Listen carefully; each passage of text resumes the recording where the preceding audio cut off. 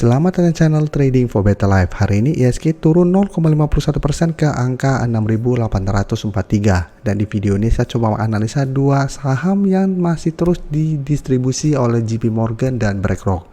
Bagaimana potensi saham di kedepannya? Yuk kita coba pelajari analisanya di video ini. Semoga analisa diberikan ini bisa bermanfaat dan membantu teman-teman dalam mengambil keputusan. Untuk teman-teman belum subscribe channel ini, bisa tekan tombol subscribe agar tidak ketinggalan informasi dan analisa saham terbaru akan diupload setiap harinya. Saya akan mulai dengan membaca artikel dengan judul alasan JP Morgan masih lanjut pangkas SMGR dan INTP. Jadi pada saat kuartal 3 laporan keuangan SMGR dan INTP masih oke, bisa kita baca sekilas.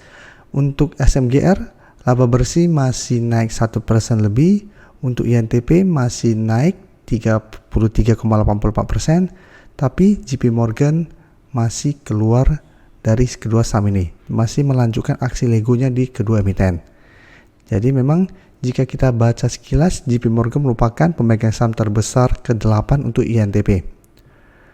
Dan sampai sepanjang kuartal 3 ini, JP Morgan terpantau masih keluar dari saham INTP, dan selain JP Morgan, ternyata BlackRock juga masih keluar dari INTP dan SMGR. Jadi kedua perusahaan besar ini masih terus distribusi. Sekarang kita coba lihat secara teknikal.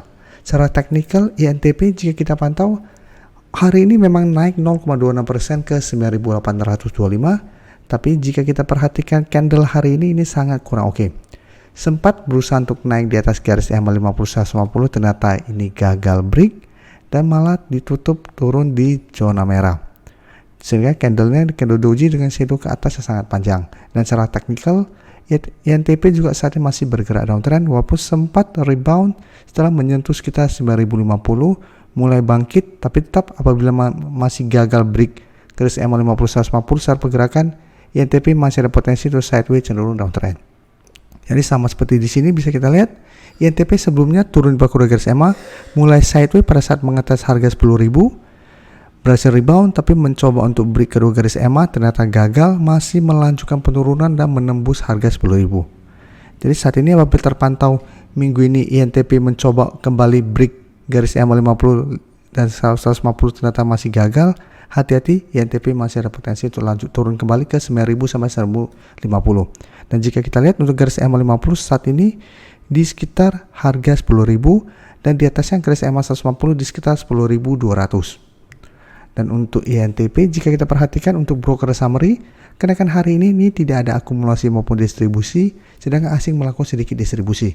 Tapi 3 hari terakhir jika kita lihat asing memang masuk melakukan akumulasi untuk saham INTP. Jadi secara teknikal saya lihat INTP saat ini masih belum oke, karena masih ada potensi saya lihat untuk turun karena belum terlihat ada akumulasi.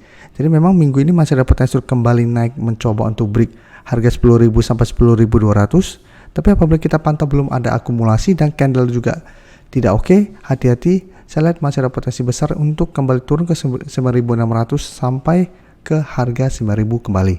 Jadi untuk teman-teman sudah berhasil dapat sekitar harga 9.000-an, pertimbangkan untuk take profit apabila ternyata minggu ini INTP masih kesulitan untuk melewati harga 10.000. Sekarang kita lihat SMGR. SMGR pergerakannya juga mirip dengan INTP.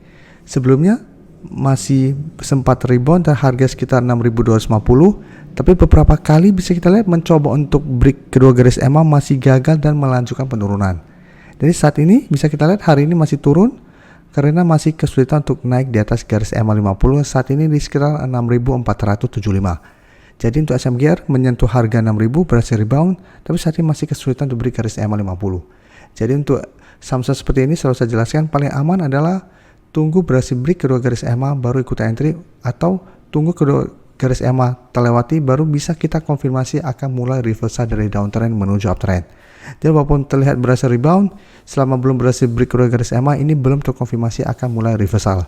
Karena bisa saja masih melanjutkan penurunan seperti pada daerah sini. Sempat turun dalam, rebound, ternyata gagal break, malah lanjut turun melewati support yang sebelumnya menahan penurunan dari saham ini.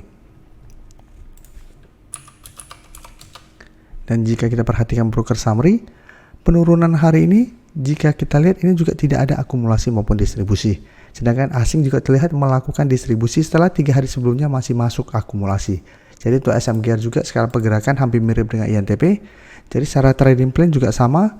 Saya lihat masih ada potensi kembali naik mencoba untuk break kedua garis EMA, tapi potensi untuk break juga seperti masih kecil. Jadi pertimbangkan untuk take profit atau jadikan garis EMA 50-150 untuk target take profit apabila ternyata terpantau minggu ini SM Gear masih kesulitan untuk melewati kedua garis EMA ini. Dan untuk SM Gear apabila gagal break, maka ada potensi untuk kembali turun mengatas 6.250 sampai harga 6.000 kembali. Ini yang harus hati-hati karena ingat secara pergerakan ini juga masih belum oke. Dan sekarang saya akan coba analisa saham MIDI yang jika kita lihat saat ini berhasil rebound dari support EMA 50. Secara teknikal, MIDI masih oke untuk teranjang menengah masih bergerak uptrend. Sempat memang beberapa kali mencoba untuk turun di bawah garis EMA 50, tapi MIDI masih bisa bertahan dan rebound. Dan setelah rebound pada bulan Oktober bisa kita lihat, MIDI tetap masih kesulitan untuk melewati harga 500 yang saat ini memang masih merupakan resistensi psikologisnya.